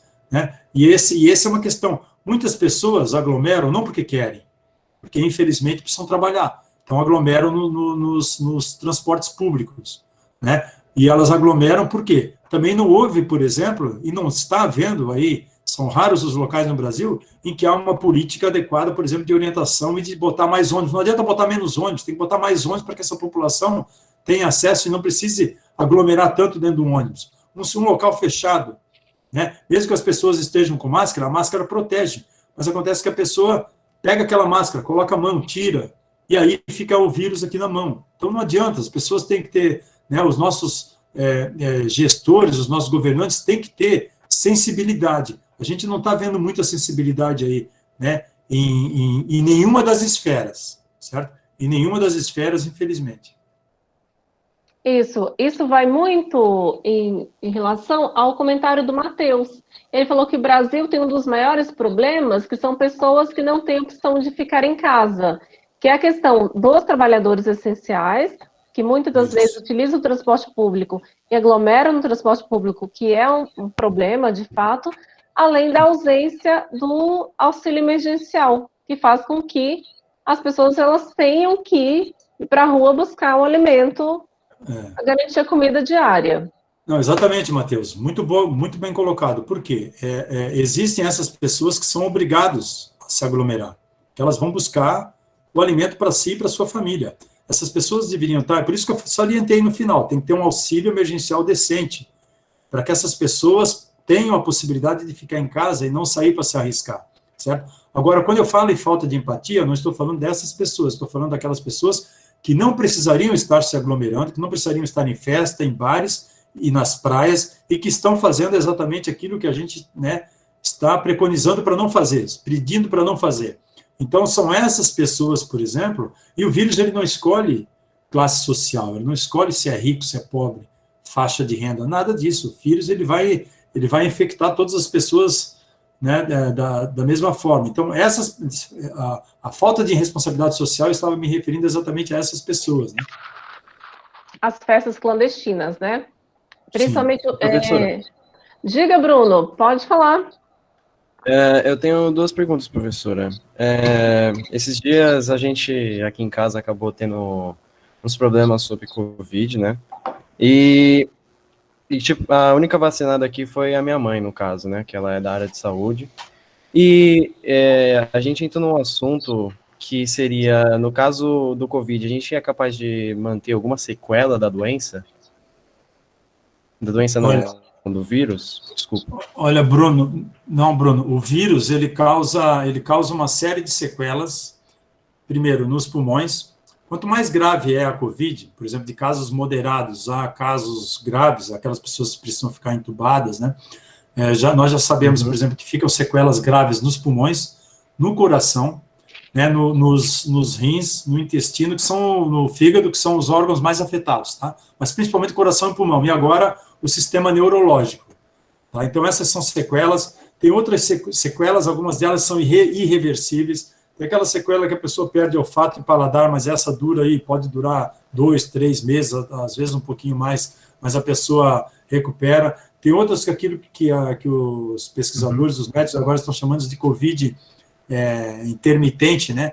Que você, por exemplo, pegou Covid e se recuperou, mas aí você tem um sintoma de gripe, uma tosse, é como se você parece que começa a sentir todos os sintomas de novo, entendeu? Você não tem mais o vírus, mas ele afetou o teu sistema imunológico de tal maneira que você parece que começa a sentir todos os mesmos sintomas. Então, assim, ó, por muitos anos, nós vamos ter aí casos e mais casos de sequelas irreversíveis sendo relatados. Hoje, não é só, infelizmente, mais uma questão de pegar Covid, sobreviver ou morrer. É também uma questão de ter sequelas irreversíveis, né? Não aquela parcela que fica assintomática, mas aqueles que têm casos, principalmente, de moderados a graves. Que é um legado da pandemia. Professor, esse botão aqui, levantar a mão, o que faz se eu apertar? É só apertar de novo, que você consegue abaixar a mão, Bruno. Você quer fazer mais uma pergunta? Ah, tá. Tá bom. Não, é que eu tava apertando aqui, eu não entendi que funcionava. Tá, beleza. Então, a questão das sequelas, como o Luiz estava falando, é um dos problemas que nós teremos no final da pandemia. Que agora, o sistema hospitalar está sobrecarregado.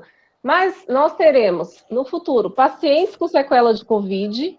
Além disso, nós teremos outras doenças que as pessoas estão esperando para tratar, além do fato de que o uso indiscriminado de antibióticos, né, nos hospitais, como azitromicina, as pessoas estão usando de forma bastante aleatória, isso pode gerar superbactérias e além das questões de saúde mental. Então, após essa pandemia, nós teremos várias questões para lidar associadas à crise econômica.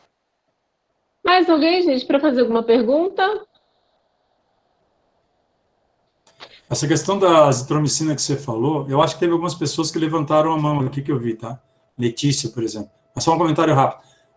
A questão da azitromicina, quando ela é usada em ambiente hospitalar, ainda pelo menos ela está sendo usada num ambiente controlado por médicos lá, principalmente em casos de pneumonia, né? O problema é usar no kit precoce, sem você ter infecção bacteriana ou infecção viral. Esse é que é o maior problema, porque se você não tem infecção bacteriana ou infecção viral, não tem sentido você usar um antibiótico. E a infecção hospitalar causada por bactéria é uma das 10 maiores ameaças também à saúde pública, considerada pela ONU e pela OMS. E a gente sabe o tanto de pessoas que morrem de infecção hospitalar, infelizmente, né? Isso. Letícia, você quer falar? Você levantou a mão? Quero. Por favor, querida. Tenho uma dúvida. Como a vacina foi desenvolvida de modo, urgente, emergencial, eu queria saber se, caso a gente tomar, como ela não foi estudada, igual as outras vacinas que 10 anos, ver como que a pessoa vai reagir lá na frente, se, caso as pessoas que vão tomar, se elas podem ter alguma doença, desenvolver alguma coisa do tipo por conta da vacina. Meu organismo combate uma certa coisa, aí eu tomo a vacina, se isso pode mudar. Olha, não... Ou se ela pode prejudicar, algo do tipo. Olha, Letícia, as vacinas elas foram desenvolvidas rapidamente, mas é devido a uma série de razões, tá? Mas a questão de segurança ela vem sendo avaliada nas fases pré-clínicas 1, 2 e 3 em seres humanos, tá? E ela vai continuar sendo avaliada ainda com relação à segurança naquilo que a gente chama de fase 4, o farmacovigilância, que é quando a vacina já é aplicada na população. Então, mesmo assim, sempre vacinas e medicamentos continuam sendo avaliados. Qualquer efeito adverso, por exemplo, que aparecer, ele vai ser relatado para o Butantan, para a Anvisa, para a Fiocruz, e aí, por exemplo, há um comitê internacional que avalia essa questão de segurança. Agora, as vacinas foram desenvolvidas rapidamente, mas a ciência avançou muito, né? Vacinas estão sendo desenvolvidas cada vez mais rapidamente. Hoje não se precisa... tem doenças que demoram para desenvolver vacina. HIV, por exemplo, tem uma vacina que talvez saia agora, está sendo desenvolvida pelo Butantan. Mas por quê? Porque o HIV, ele tem uma resposta da vacina, que é aquela resposta de células T, que o HIV se aproveita daquela resposta para se multiplicar. Então, é muito difícil. Também é difícil desenvolver vacinas, por exemplo, para doenças parasitárias tropicais, como Chagas, malária, leishmaniose, esquistossomose, porque o parasita, ele adquire resistência muito rápido, e aí o ciclo de vida dele também é muito complexo, então é difícil. Agora, para essas doenças virais respiratórias, o tempo de desenvolvimento de vacinas, ele não é 10 anos, não, ele nunca foi isso, normalmente ele é mais rápido, né? Então, agora, por que elas foram desenvolvidas rápido? Primeiro, é uma pandemia, então está o mundo inteiro investigando, muito financiamento. O genoma, o código genético do vírus foi determinado muito rapidamente. Já em janeiro de 2020, a gente conhecia o código genético do vírus, né? Já tinha sido decifrado. E aí, todas as vacinas, elas são baseadas exatamente nesse material genético do vírus, principalmente a proteína espícula lá. Isso aí acelerou um monte. Depois, essas plataformas das vacinas já vinham sendo estudadas para outras doenças, como SARS, MERS, como Ebola, como Chagas, como Zika, como chikungunya. Então, o que eles fizeram? Eles simplesmente adaptaram, né, aquela plataforma com material genético, ao invés de usar do SARS, do MERS, do vírus, né, dos coronavírus SARS, do MERS, do Ebola, eles adaptaram o material genético para essa agora. Então, e daqui para frente vai ser desenvolvido cada vez mais rápido. Por exemplo, se tiver que mudar a plataforma vacinal da vacina de Oxford para essa nova variante, é só pegar a variante, o material genético dessa nova variante e colocar nessa plataforma que já está pronta. Tanto que a Shadox, ela foi desenvolvida como uma vacina para tratar a doença chamada doença X. X seria qualquer doença viral, podia ser causada por qualquer vírus, entendeu? Então, ela apareceu, o SARS-CoV-2, ela vinha sendo desenvolvida para o SARS e para o MERS, só que eles nunca viraram pandemia. Então, elas estavam lá com a plataforma pronta, surgiu o SARS-CoV-2, eles adaptaram. A mesma coisa para as vacinas de RNA mensageiro, que já vêm sendo estudadas, gente, há mais de 20 anos, entendeu? A da Coronavac é a tecnologia mais tradicional, a gente já sabia, só não sabia se ela podia funcionar ou não para o SARS-CoV-2, mas seria a primeira vacina mesmo a aparecer por aí, que é o vírus inativado que nem o da gripe, né? As fases, elas foram comprimidas, eles fizeram as fases 1, 2 e 3, tudo meio junto, paralela. As agências, tem milhares de voluntários, ajudou muito a desenvolver rapidamente. Vocês acham que é fácil conseguir voluntário para fazer teste de vacina? Não é não, gente. Mas todos os desenvolvedores conseguiram voluntários muito rapidamente, entendeu? Para isso aí. Eles também não, como é uma doença que mata, né, ou deixa sequelas graves, não dá para você esperar, por exemplo, na fase 3, aparecerem 1.000 pessoas infectadas. Não, por isso é que tem que decidir por um número menor, 60, 80, 90, 100, 150, porque você, como é uma doença que mata, você não pode deixar os profissionais da saúde ou as pessoas expostas. Então, decidiram por fazer as análises interinas. Vamos parar depois de 100 casos, depois de 150 infectados. Isso aí ajudou muito.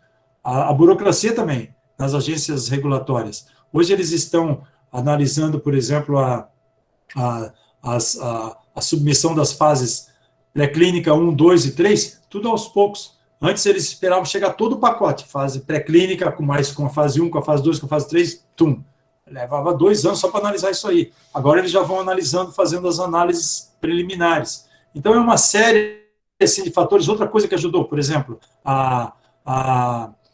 os desenvolvedores já deixaram a vacina pronta, com o risco da vacina não ter eficácia. Vocês viram que quando saiu o resultado da vacina da Coronavac, saiu de manhã analisado pela Anvisa, à tarde o governador do estado já estava aplicando aqui. Isso aconteceu com todas as vacinas, não só com a Coronavac, entendeu? Então, é uma série de fatores e a ciência avançou muito, entendeu? Que explica, pode tomar vacina, ela é segura quando chegar na sua faixa etária, vai demorar ainda para chegar na faixa etária de vocês. Lembrem que abaixo de 18 anos ninguém vai tomar vacina por enquanto, tá? Então, como eu imagino que vocês estão tudo dessa faixa para baixo, vocês ainda vão demorar para tomar essa vacina, tá? Mas para vocês estarem protegidos, primeiro, não aglomerem, usem máscara, mantenham o distanciamento físico e tomara que a gente tenha vacina para toda a população, porque quanto maior o número de pessoas a gente vacinar, os idosos ou até 18 anos, vocês também vão estar protegidos, porque esse é o conceito da imunização. A vacinação, ela é individual, mas o conceito da imunização, ele é coletivo. Então, quando você vacina, por exemplo, num conjunto, por exemplo, a escola de vocês, por exemplo, tem 300 alunos. Você não precisa vacinar os 300 alunos para todos estarem protegidos, digamos que vocês nunca saem da escola, então ficam sempre dentro da escola os 300. Você vacina 200, você pode muito, provavelmente, né, 66% você pode estar protegendo os outros 100, entendeu? Porque você diminui o número de pessoas suscetíveis. É claro que se você vacinar mais gente, desses 300, 250, você acaba protegendo os outros 50 também. Então, o conceito de imunização é esse, você vacinar o maior número de pessoas para que algumas pessoas que não podem ser vacinadas nesse momento, como as grávidas, como abaixo de 18 anos, com pessoas com alguma comorbidade muito séria, também fiquem protegidos. Mas mesmo assim, essas pessoas que têm algum problema de saúde têm que continuar se cuidando. Porque não adianta nada a gente, o governo vacinar 200 pessoas de 300 e as outras 100 pensando que é a festa da uva. Não tomar cuidado, não passar álcool em gel, não usar máscara. Sim, enquanto nós não tivermos cerca de 70% a 80% da população brasileira vacinada, nós não vamos poder, por exemplo, flexibilizar essas medidas não farmacológicas, como distanciamento físico, o uso de máscara e o uso de álcool gel, os hábitos de higiene, entendeu? E mesmo depois que tiver 70%, a gente tem que esperar que a curva comece a cair. Isso vai acontecer, olha o que está acontecendo em Israel, gente. Israel vacinou cerca de 50% da população brasileira, caiu o número de infectados, caiu o número de internações, caiu o número de óbitos. O que aconteceu em Israel é o que pode acontecer no mundo inteiro. Os Estados Unidos vacinou apenas 16% da população, gente. Agora, depois que o Biden assumiu, fizeram uma campanha de vacinação rápida em massa. Já estão observando queda no número de infectados, no número de transmissão, no número de internações. Olha só como pequeno. Então, é isso que nós precisamos. Nós precisamos, sim, de um pacto nacional, nós precisamos que o Ministério da Saúde entenda, que o governo federal entenda, que nós, para recuperar a economia, para as crianças voltarem para a escola, para os shoppings reabrirem, para nós podermos aglomerar sem medo e sem culpa, tem que vacinar a população, mas também tem que defender as medidas não farmacológicas, enquanto nós não tivermos uma redução no número de casos. Sobre a última observação que eu vou fazer, sobre o auxílio, que agora vai liberar, acho que 4 parcelas, né, se eu não me engano, não adianta nada liberar R$200 para uma família numa periferia que tem 5 pessoas, o auxílio está R$50, ou se um adolescente que acabou de fazer 18 anos, 19 anos, junta todas as parcelas, igual eu vi muitas vezes, e vai lá e compra um leilão numa moto. Porque também não adianta a gente querer tudo, o governo roubando, querer auxílio, gente pegando auxílio sem ter necessidade, ou pegando o auxílio ao invés de gastar com algo que realmente precisa, gastando com coisas fúteis. Mas nós precisamos, como é usado, é difícil de você controlar, né? Mas nós precisamos sim que o governo pague um auxílio emergencial nesse momento decente para essa parcela vulnerável da população, para que essa parcela vulnerável da população possa ficar em casa. Tem gente que não tem nem dinheiro para comprar uma máscara, gente. Como é que nós podemos querer que essas pessoas mais vulneráveis adotem uso de máscara? Se elas não têm dinheiro para comprar máscara, às vezes elas compram uma máscara e usam aquela máscara todos os dias, o dia inteiro, entendeu? E é muito difícil a situação, né? Nós poderíamos ter um programa do Ministério da Saúde distribuindo máscaras para essa população vulnerável, mas infelizmente nós não temos.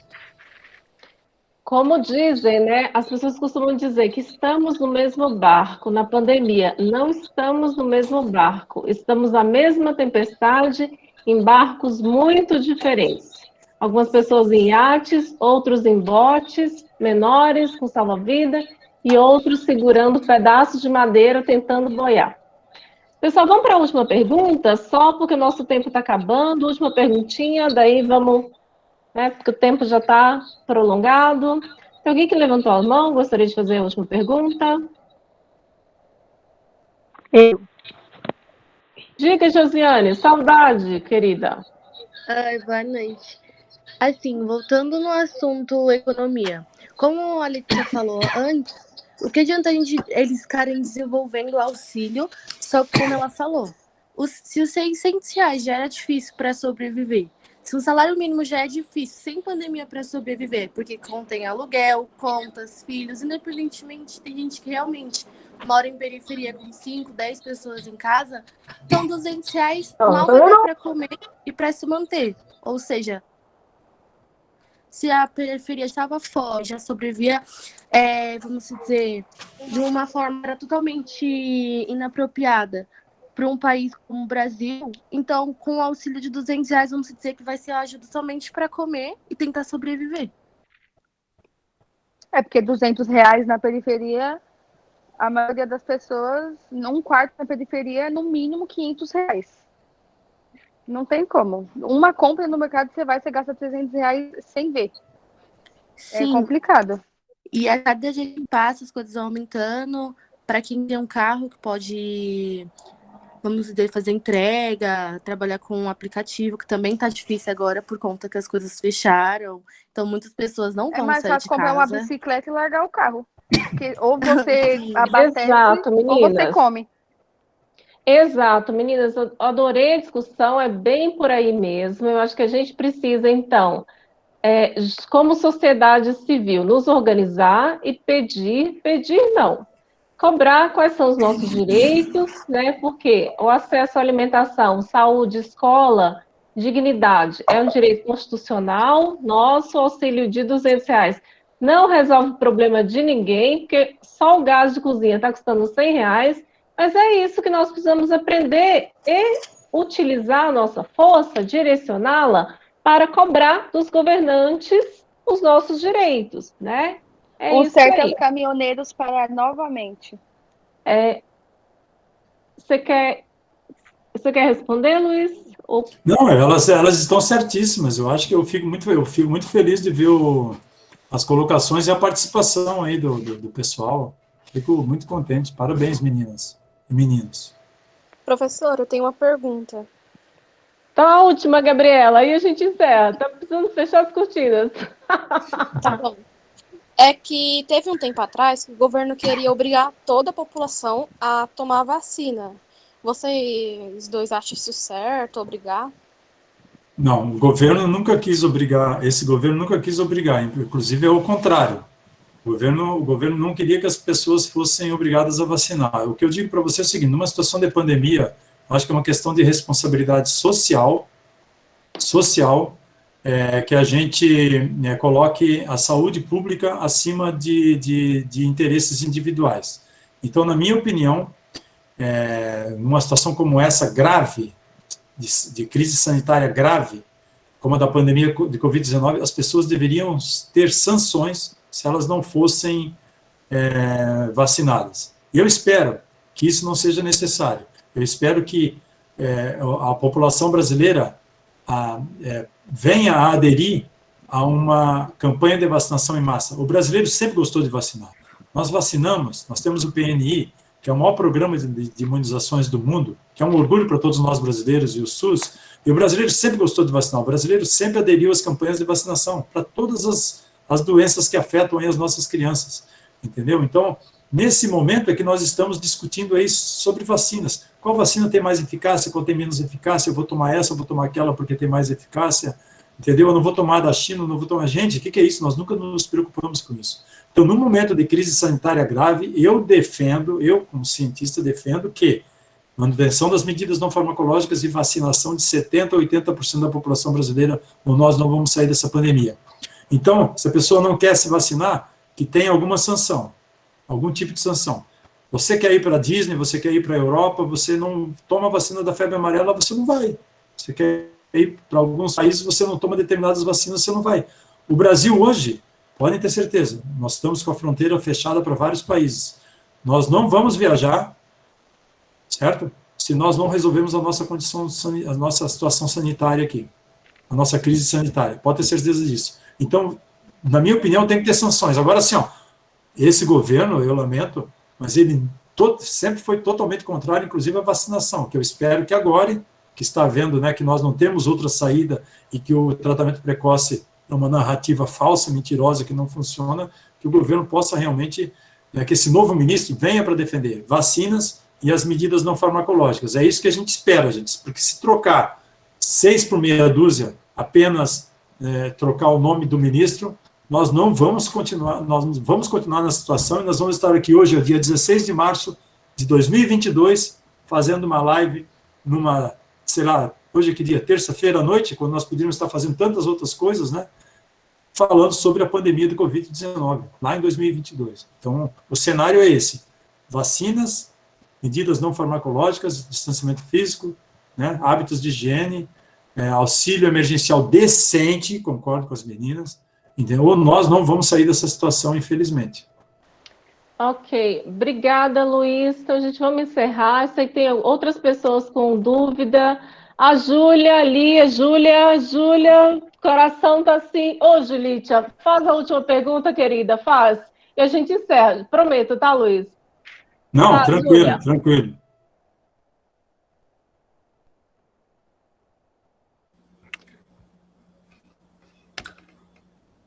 O Juliano vai traduzir, tá? Só um momento que eu vou fixar ela na minha tela, só um momento. É a pergunta da Vanessa?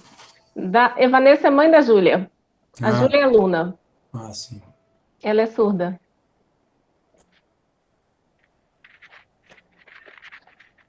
Que legal isso, viu, gente?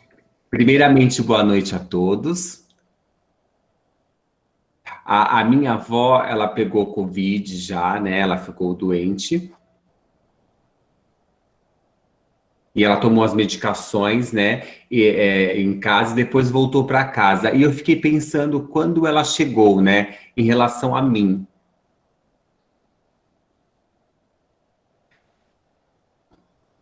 O vídeo dela tá travando para mim.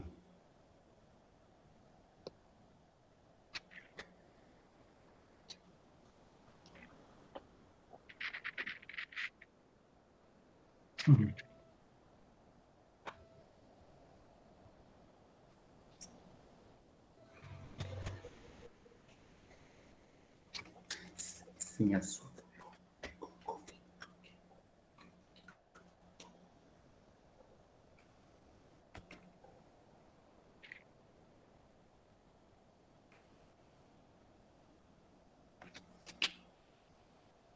E ela está dizendo que a avó dela pegou Covid, né? E ela fez todos os tratamentos devidos para essa doença.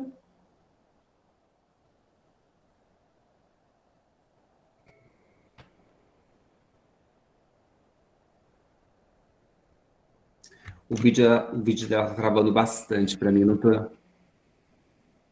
Os dois times estão tendo oportunidade de gol.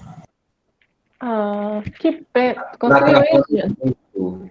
Tá, então fala para ela que ela manda dúvida, que eu passo a dúvida para o Luiz, ele vai responder para mim e eu vou enviar para a Vera especificamente para ela, tá? Só porque o vídeo dela está travando e nós não conseguiremos fazer a pergunta.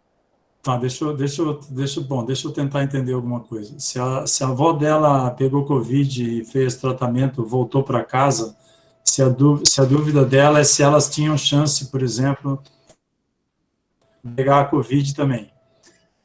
O ideal era que todas as pessoas na casa ficassem... isso mesmo ela está dizendo. O ideal é que todas as pessoas... É que eu já convivi um pouco, eu já tive experiências semelhantes anteriores, então algumas coisas eu consigo entender. O ideal é que todas as pessoas, por exemplo, na casa, ficassem em quarentena durante aí cerca de 10 a 15 dias, entendeu? Porque se ela pegou Covid e ela voltou para casa, num período aí de 20 a 30 dias, ela pode ter ainda carga viral e ela pode transmitir o vírus. E certamente, se são pessoas que... Todas as pessoas do contato próximo podem ter sido infectadas. Então, o ideal é que todas as pessoas do contato próximo que tiveram contato com ela nesse período ficassem em quarentena durante um período aí de 10 a 11, 12 dias, 15 dias no máximo, entendeu? Isso seria o ideal. Se ela pegou Covid, isso não quer dizer que ela já está protegida, que ela não pode pegar Covid de novo. Ela pode. Existem casos de reinfecção, principalmente por causa da P1, essa nova variante do vírus. Essa nova variante do vírus, ela pode infectar, inclusive, as pessoas que já pegaram a Covid. Então, mesmo que ela já pegou Covid, ela deve tomar a vacina, entendeu? Ela deve tomar a vacina. Então, ela toma a primeira vacina que chegar no bracinho dela. Ou a primeira vacina que chegar no bracinho dela vai ser a melhor vacina. Seja a Coronavac, seja a vacina de Oxford, da Covishield, seja a Sputnik V, seja a vacina da Pfizer, não importa. A primeira vacina que chegar para ela, ela deve tomar, porque o que vai protegê-la mesmo vai ser a vacina. A vacina protege mais do que a imunidade que a gente ganha naturalmente, entendeu? Eu espero que com isso tenha respondido para ela. Um beijo, então, para a Vanessa e para a Júlia. Ok, gente. Obrigada, então, gostaria de agradecer todo mundo que está aqui ainda. Tá? Um Valquíria. abraço especial, e eu gostaria de agradecer... Valquíria. Só um segundo, Soraya, por favor. Eu gostaria de agradecer ao Luiz pela disponibilidade, carinho de ter estado conosco, de aproximar a Universidade Pública da educação básica, para nos ajudar a pensar cientificamente, desenvolver método científico na educação básica, que é de extrema importância, a fim de nós combatermos o negacionismo e avançar em direção a sair desse obscurantismo. Obrigada, tá, querido? Obrigada de verdade, viu?